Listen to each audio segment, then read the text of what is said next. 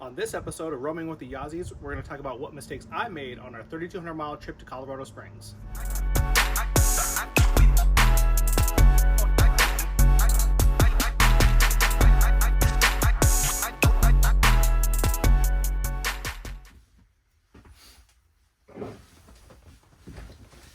Hello there, YouTube.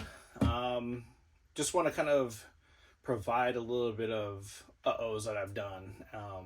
Previously, we mentioned that our family went on a 3,200-mile round trip excursion in our 2019 Winnebago 27D. We've had it for about 4 years, and I don't consider ourselves as novices, maybe kind of like intermediate, not experts by any means. But over this 3,200 miles, there were some things that I had a little bit of O's on. First thing is, I mentioned before that we do rent this RV out to other individuals that are looking to use an RV for the weekend or a week or whatnot. One of the things I do tell them is once we get done walking around, I show them the keys, kind of explain what the keys are for. There's a couple of keys on there, but the one thing I do tell them is that, hey, when you're traveling, make sure you lock the deadbolt. I've had it before where I'm traveling down the road and the door does come ajar. Tell every renter that. But for some reason, I didn't listen to my own advice, and shortly after we took off on the freeway, the door, of course, came open. We're at freeway speed, so it didn't fly open. It was just opened a little bit of a crack. Luckily, there was nothing in the the step area, like shoes or anything like that, that could fall out. But needless to say, it was a little bit of an eye-opener. So learn from me, lock your deadbolts every time you're traveling around, whether it's from here, just down the street, just lock the deadbolts. You never know. The second thing that happened was we were leaving a campsite that didn't have the dump stations at the campsite. We had to pull over to their little dumping area. So we went over to the dump. I got outside, opened up the side compartment, got my gloves on, started to dump the tanks, put everything back. Not sure what happened. I don't remember if I didn't shut the compartment, if I thought to myself I was going to come back and do something else again or whatnot. I don't remember if it was just closed and not latched. But anyways, we left the RV park, and then we were going about 3 miles down the way after a couple of turns to get to the next gas station to fill up for the morning before we left, and pulled into the gas station, got out, looked over, and there's the compartment hanging down, wide open. First thing that I noticed was I have a really kind of big black carrying case with a fancy light in there, which is about $150, $200 off Amazon. Really nice light. I'll drop a link in the description. But that was gone. So just didn't get gas, closed the bin, and jumped back in the truck and told the wife, said, hey, I left the side open and I'm missing my light. We got to go find it. So jumped back in and we drove back, and about halfway between the campsite and the gas station, there was a couple of turns that we had to take, but there it was laying in the middle of the roadway, still intact. It was in rough shape. The bag was ripped. The light was pretty beat up, but it still works. So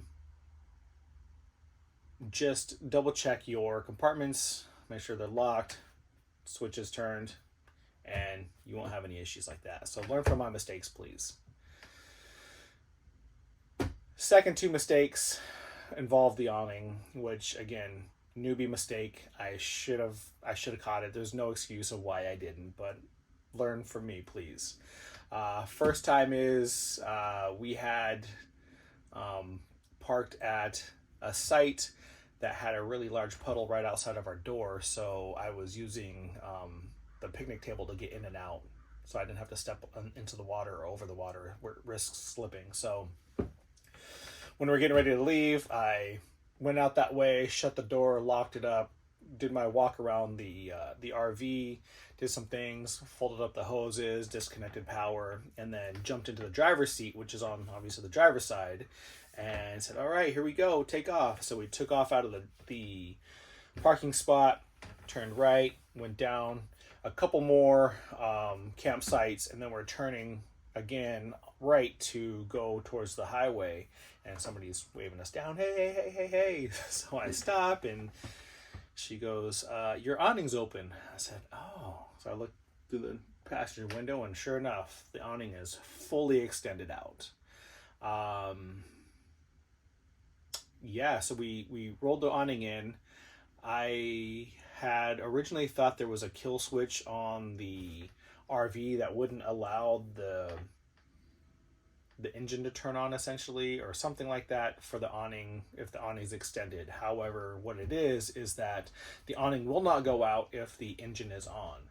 However, if the awning is already out, the engine will turn on and it will allow you to drive. So I completely fumbled that one, and that was a pretty big wake-up call. So the other part of the awning story is that, so we did our travels that day. Again, we're in Yellowstone, and we had 2 nights at the same campground. So we did our traveling. We came back, and I had the awning all the way open to cook some food. It was a little bit, nasty weather, so I wanted a little bit of cover. So I was cooking some food outside, and then the kids were riding their bikes. I was done outside. The kids were bringing their bikes in, but they were all wet and muddy. So I thought to myself, okay, let me bring the awning in a little bit close to the RV, so that way there's a little bit of coverage over the bikes and whatever else was outside. So we closed it up, and that was it. And then the next morning, not thinking twice about it, my boy wanted to go outside to play, and I said, "Oh yeah, go ahead." So he's trying to get out of the door, and the door won't open, and I'm like, "Okay, maybe it's still locked." I'm like, "No, it's not locked." And so I'm pushing on it, and we're like stuck in here. And I thought, "Uh-oh, the awning was out. The awning is broke. Something's blocking it." So I'm looking out the small little window outside, and I could see the awning hanging down. And I thought it was broken at the arm, and the arm might have been blocking the door. But we were able to push the awning that was hanging down, the fabric, out of the way, and it was completely filled with water. I mean, a lot of water. It was pretty heavy, and so we were able to close the door again, and then I just opened the awning all the way, and the amount of water that ran out of there was tremendous. And I tell every renter too that when it's windy out or it's nasty out, put the awning all the way in. You don't want to risk ripping an awning, pulling it off, or anything like that. But again, I didn't listen.